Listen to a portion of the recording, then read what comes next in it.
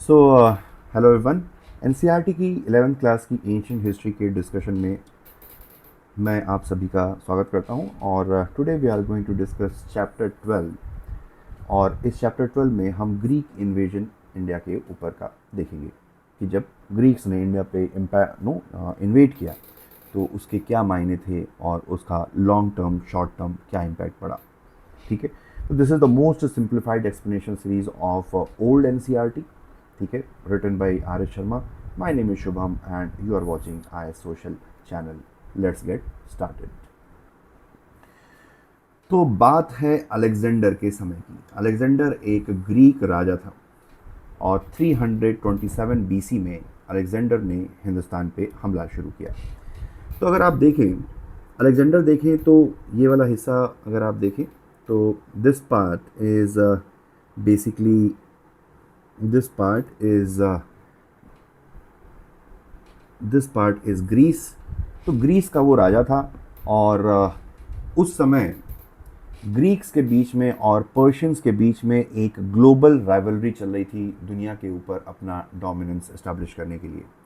और इसी क्रम में एक ग्रीक यंग लीडर अलेक्जेंडर अपनी ईस्टवर्ड जर्नी शुरू करता है और रास्ते में वो सबको हराते हुए हिंदुस्तान की सरहद की सरजमी पर पहुंचता है। ठीक है, तो ये पूरी कहानी हम जो पढ़ने वाले हैं वो है उस सिकंदर महान, अलेक्जेंडर द ग्रेट की कहानी। तो बेसिकली 4th सेंचुरी बीसी में जैसा कि हमने देखा कि ग्रीक्स और ईरानियंस यानी एक्मेनियंस दुनिया के ऊपर अपना वर्चस्व या सुप्रीमेसी कह लीजिए एस्टैब्लिश करने के लिए एक दूसरे से लड़ रहे थे। अलेक्जेंडर ने अपनी ईस्टवर्ड जर्नी शुरू करी, सबको हराते हुए वो नॉर्थ वेस्टर्न इंडिया पहुंचा। इसी क्रम में इसने पूरे पर्शिया के ऊपर हमला भी किया और पर्शिया के को हराया भी। उसने डैरियस द थर्ड करके राजा थे, उनको हराया और पर्शिया के ऊपर फाइनली ग्रीक्स ने अपना डोमिनेंस एस्टैब्लिश किया। और पर्शिया को हराते हुए वो हिंदुस्तान के north western frontier Hindu Kush mountain को क्रॉस किया उसने खैबर पास से, और आगे उसका सामना होने वाला था हिंदुस्तान के एक राजा पोरस से। तो हुआ क्या कि जब अलेक्जेंडर हिंदुस्तान के नॉर्थ वेस्ट रीजन पे पहुंचा, उस समय उस रीजन में बहुत सारी छोटी छोटी रियासतें रूल कर रही थी। एक राजा का नाम था अंबी जो कि तक्षशिला के ऊपर राज्य कर रहे थे, और दूसरे राजा थे पोरस जो कि पंजाब वाले रीजन में उनका शासन था। उस समय मगध महाजनपद के ऊपर नंद डायनेस्टी का रूल था और राजा का नाम था धननंद।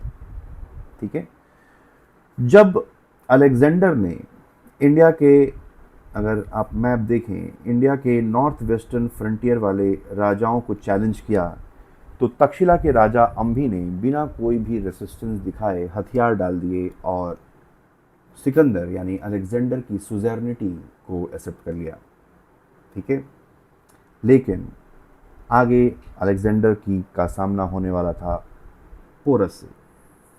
पोरस बैटल ऑफ हाइडस्पस में सिकंदर और पोरस की सेनाएं आपस में लड़ी। हाइडस्पस बेसिकली झेलम नदी का ही एंशिएंट नाम है। ठीक है, झेलम नदी का एंशिएंट नाम है हाइडस्पस। ऐसा माना जाता है कि ऑल्दो इसका कोई प्रूवन फैक्ट नहीं है कि इस लड़ाई में पोरस की हार हुई। ठीक है, क्योंकि बात यह है कि जो कहानी हम जो लिख रहे हैं या हम जो जानते हैं वो सिकंदर के साथ आए हुए जितने भी ग्रीक हिस्टोरियंस थे उन्होंने लिखी थी। हमारा खुद का कोई एक लोकल हिस्टोरिकल रिकॉर्ड नहीं है। खैर, तो बात यह है कि ग्रीक हिस्टोरियंस के हिसाब से इस युद्ध में पोरस ने बहुत ही बहादुरी दिखाई, हालांकि वो ये युद्ध हार गया। लेकिन पोरस को मारने की बजाय अलेक्जेंडर ने पोरस की बहादुरी से प्रभावित होकर, इंस्पायर होकर, ठीक है, पोरस को उसकी गद्दी सौंप दी। ठीक है, तो Porus was defeated but he was reinstated on the throne. Porus को हराने के बाद सिकंदर हिंदुस्तान के अंदर और घुसना चाहता था। उसका मेन मकसद था पूरे हिंदुस्तान के ऊपर कब्जा करना। लेकिन यहाँ पर आता है एक कैच। उसकी सेना सिकंदर के हुक्म को मानने से इनकार कर देती है। उसकी सेना नहीं चाहती है कि वो हिंदुस्तान की में और अंदर जाएं। उसके पीछे बहुत सारी वजहें बताई जाती हैं। पहली वजह तो ये है कि लगभग उसकी सेना, सिकंदर अपनी सेना को लेकर 10 साल पहले ग्रीस छोड़कर, मैसिडोनिया छोड़कर निकला था और उसकी सेना जो है वॉर फटीक से गुजर रही थी, होम सिकनेस से गुजर रही थी। पहला, होम सिकनेस।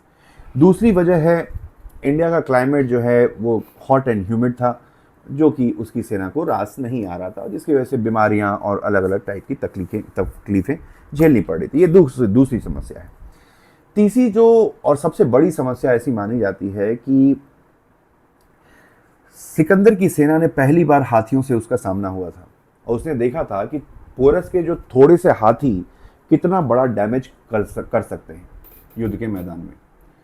तो जब पोरस के थोड़ी सी जो हाथियों की सेना है इतना बड़ा डैमेज कर सकती है, तो धननंद जो मगध के राजा हैं, जिनके पास माना जाता था कि 10,000 हाथी हैं, तो वो फिर उनके 10,000 हाथी क्या ही कर लेंगे, क्या नहीं कर लेंगे। तो हाथियों का डर और धननंद की महान बड़ी सेना से लड़ने का डर, इसकी वजह से पोरस के सैनिक हिंदुस्तान में और अंदर नहीं घुसना चाहते थे और सिकंदर के बार बार कहने के बावजूद भी उसकी सेना हिंदुस्तान में घुसने से मना किया और उस एक तरीके से म्यूटिनी हो गई और म्यूटिनी होने के बाद ना चाहते हुए भी सिकंदर को वापस लौटना पड़ा। तो Sikandar was force to retreat in year 326 BC। हालांकि वो अपने देश ग्रीस नहीं पहुंच पाया और बेबीलोन, यानी कि मॉडर्न डे आप देखें तो मॉडर्न डे इराक देख लीजिए, तो वहाँ पर बेबीलोन में सिकंदर की मौत हो जाती है लगभग 323 BC में, यानी कि हिंदुस्तान आने के लगभग 3 साल बाद। हिंदुस्तान से वापस जाते समय जो भी हिंदुस्तान की एक्वायर्ड टेरिटरीज थी उनके ऊपर सिकंदर ने अपने आर्मी जनरल्स को बिठा दिया, ठीक है। और उन्हीं आर्मी जनरल्स में एक आर्मी जनरल का नाम था सेलिकस निकेटर, ठीक है। तो ये कहानी थी, एक छोटी सी कहानी सिकंदर के इंडिया के इन्वेजन पे। अब देखते हैं कि जब सिकंदर ने हिंदुस्तान के ऊपर हमला किया तो उसका क्या इम्पैक्ट पड़ा। तो सबसे पहले हम इकोनॉमिक इम्पैक्ट देखेंगे। तो हिंदुस्तान और रोमन और ग्रीक सिविलाइजेशन के बीच में ट्रेड लिंक्स एस्टैब्लिश हुए।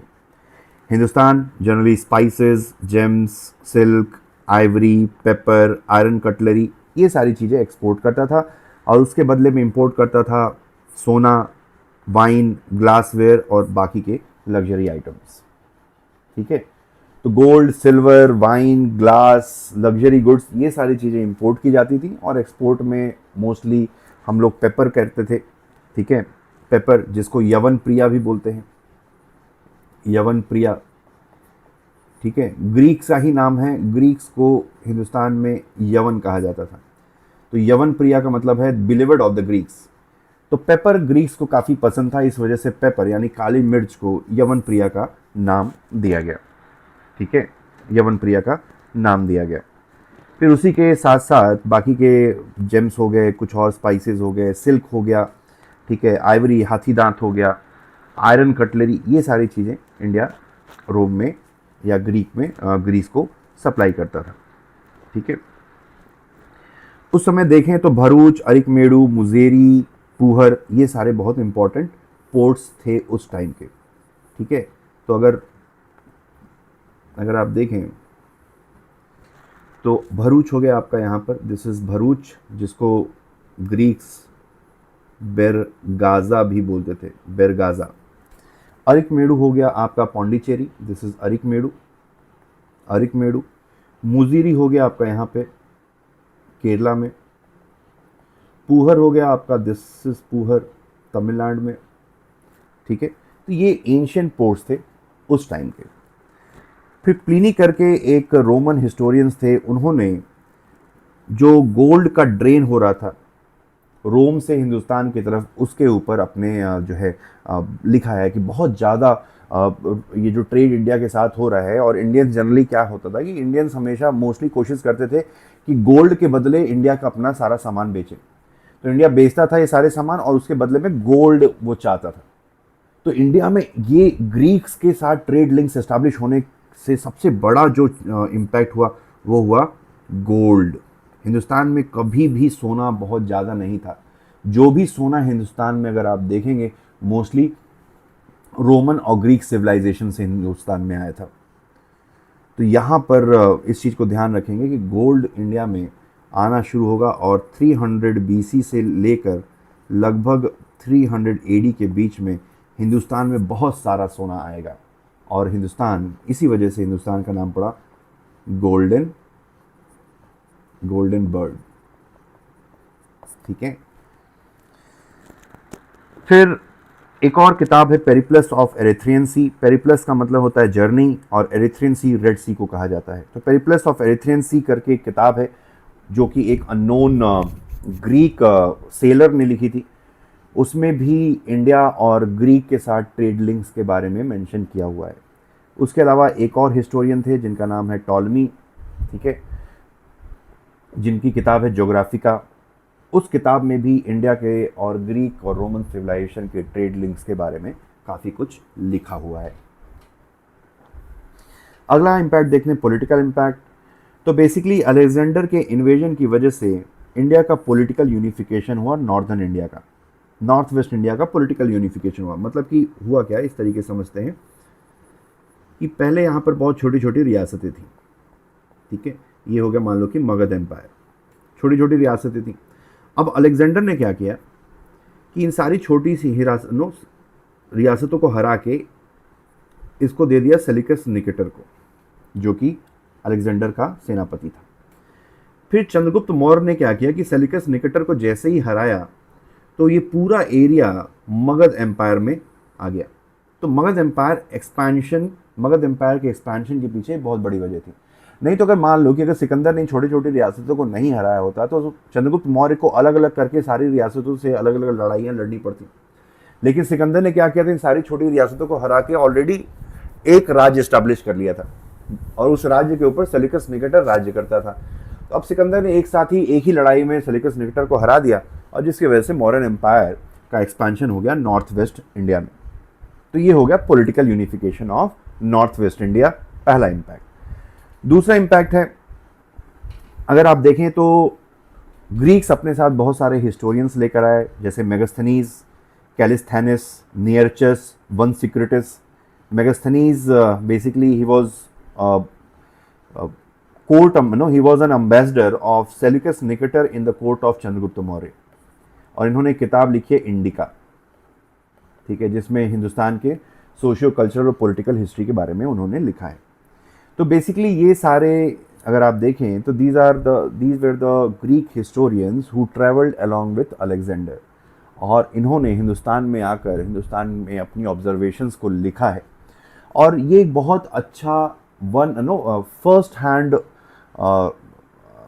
हिस्टोरिकल रिकॉर्ड है जिसकी थ्रू हम इंडिया की हिस्ट्री को समझ पाते हैं। ठीक है, तो ये जो ग्रीक हिस्टोरियंस इंडिया में आए अलेक्जेंडर के साथ, उन्होंने बहुत ही अच्छा एक रिटन अकाउंट छोड़ा है जिसके माध्यम से हम अपने इतिहास को समझ पाते हैं। ये तो दूसरा इम्पैक्ट।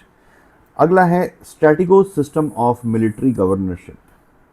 ठीक है, स्ट्रैटिगो सिस्टम क्या था, एक तरीके से it was a military governorship. Military governorship का मतलब होता है कि जैसे मान लो कि ये किंगडम है, ठीक है, तो राजा यहाँ पर मेन राजधानी में बैठा है, लेकिन इतने बड़े साम्राज्य को वो अकेले नहीं चला सकता। तो क्या करेगा कि अपने साम्राज्य को ऐसे छोटे छोटे रियासतों में डिवाइड कर देगा और हर रियासत में एक सीनियर जो मिलिट्री ऑफिसर होगा, सीनियर मिलिट्री ऑफिसर, उसको यहाँ का गवर्नर बना देगा।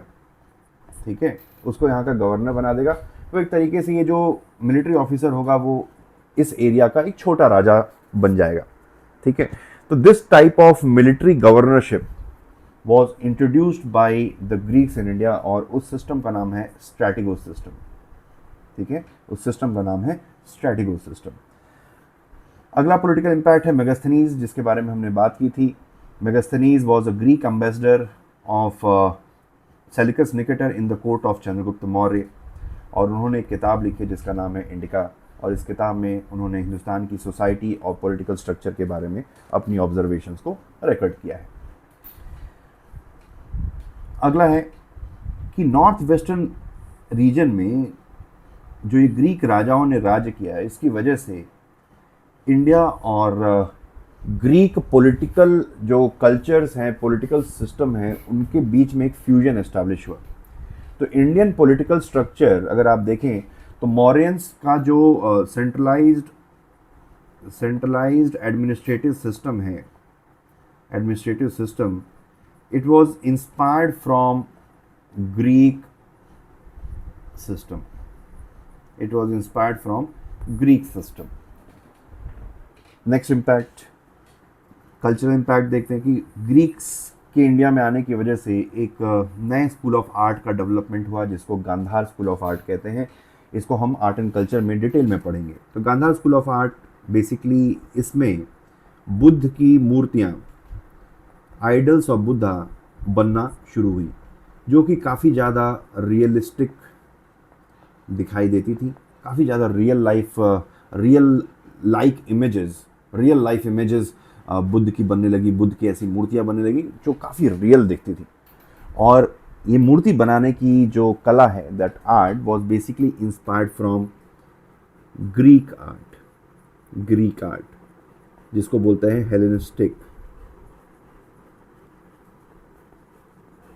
Hellenistic realism.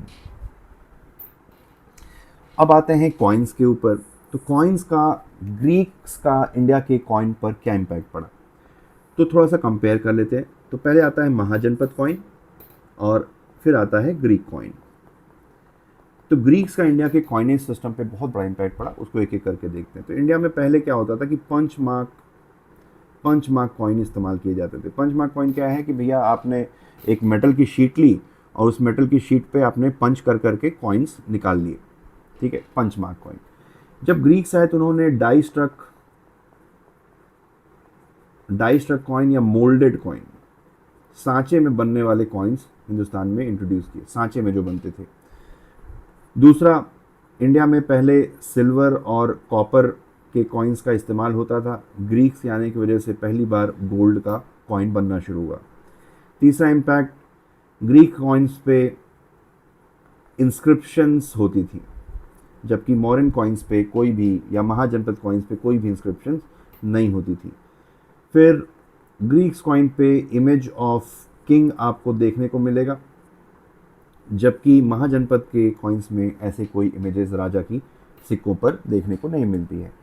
फिर ग्रीक्स कॉइन पे इमेज ऑफ गॉड भी देखने को मिलेगा, जबकि महाजनपद कॉइन्स पे ये सारी चीज़ें देखने को नहीं मिलेगी, ठीक है। तो ये मेन डिफरेंस है कि भाई कौन सी नई चीज़ें ग्रीक्स जब हिंदुस्तान में आए तो उन्होंने इंट्रोड्यूस करी। तो ग्रीक का जो न्यूमिस्मैटिक आर्ट जिसको बोलते हैं, कॉइन्स को बनाने की जो कला है उसको न्यूमिस्मैटिक आर्ट बोलते हैं। तो Greek numismatic art inspired Indian numismatic art to a great length. और आगे जब हम कुषाण और गुप्ता पीरियड देखेंगे तो कुषाण कॉइन्स और Gupta coins they are very much similar to Greek coins, ठीक है, very much similar to Greek coins. आने वाले समय में हम इनके बारे में देखेंगे। अगला है इम्पैक्ट एस्ट्रोलॉजी। तो इंडिया का जो एस्ट्रोलॉजी है, यानी कि जो ग्रह नक्षत्र और ये सब भविष्य बनाने वाली कला है, वो ग्रीक टेक्निक से है। तो ग्रीस में इसको होरोस्कोप बोलते हैं, इस विद्या को होरोस्कोप कहते हैं, और यही विद्या जो है हिंदुस्तान में आके बनी होरा शास्त्र। तो होरोस्कोप बना हिंदुस्तान में आके होरा शास्त्र। फिर इंडियन थिएटर भी ग्रीक थिएटर से काफ़ी ज़्यादा इंस्पायर हुआ। जैसे कि जो कर्टन्स है, थिएटर में कर्टन्स इंट्रोड्यूस होने लगे, उस कर्टन्स को कहा गया यवनिका, ठीक है। थिएटर में कर्टन्स का इस्तेमाल होने लगा। फिर कॉमिक कैरेक्टर, हर संस्कृत प्ले में कॉमिक कैरेक्टर जिसको विदूषक कहते हैं, जो कि एक कॉमिक कैरेक्टर होता था, इसको इंट्रोड्यूस किया गया। तो Greek theatre inspired Sanskrit theatre, ठीक है। उसमें दो मेन इम्पैक्ट है, एक है कर्टन्स जिसको यवनिका कहते हैं, यवन शब्द जो है ग्रीक्स के लिए यूज़ किया जाता है, और दूसरा है विदूषक जो कि एक कॉमिक कैरेक्टर होता है। और कॉमिक कैरेक्टर बेसिकली क्या होगा कि कोई भी थिएटर, कोई भी प्ले चल रहा है, कोई भी नाटक चल रहा है, तो सीरियस मान लो कि नाटक है, तो ये जो विदूषक होगा समय समय पर वो स्टेज पर आएगा ताकि जनता का माहौल, जो जो थोड़ा सा टेंस माहौल हो गया उसको लाइटन अप कर देना। तो ये जो कैरेक्टर है वो विदूषक का काम जो है ग्रीक थिएटर ट्रेडिशन से इंडिया में आया। फिर ग्रीक एस्ट्रोनॉमिकल आइडियाज़, ठीक है, एस्ट्रोनॉमी और एस्ट्रोलॉजी दोनों अलग अलग चीज़ें हैं, ध्यान रखेंगे। तो Greek astronomical ideas also inspired the writings of Varahamihira और आर्यभट्ट। वराहमिहिर ने किताब लिखी थी पंच सिद्धांतिका, पंच सिद्धांतिका, और आर्यभट्ट ने किताब लिखी थी आर्यभटिया। तो ये जो दोनों किताबें हैं एस्ट्रोनॉमी के ऊपर बेस्ड हैं, जो कि ग्रीक एस्ट्रोनॉमी से काफ़ी ज़्यादा इंस्पायर्ड पाई जाती हैं। फिर इंडिया का कैलेंडर सिस्टम और एस्ट्रोलॉजी ग्रीक से काफ़ी ज़्यादा इंस्पायर्ड है, ठीक है। तो ये सारा था ग्रीक इम्पैक्ट ओवर इंडिया, ठीक है, इम्पैक्ट ऑफ द ग्रीक। अगले लेक्चर में हम मौर्यन एम्पायर के बारे में पढ़ेंगे। तो अगर आपको लेक्चर पसंद आया तो do subscribe to this channel and like, comment and also share these lectures. By if you share and if you help me in reaching to the wider audience, then I will keep on making these kind of informative and useful videos. So thanks for watching. Have a nice day. All the best.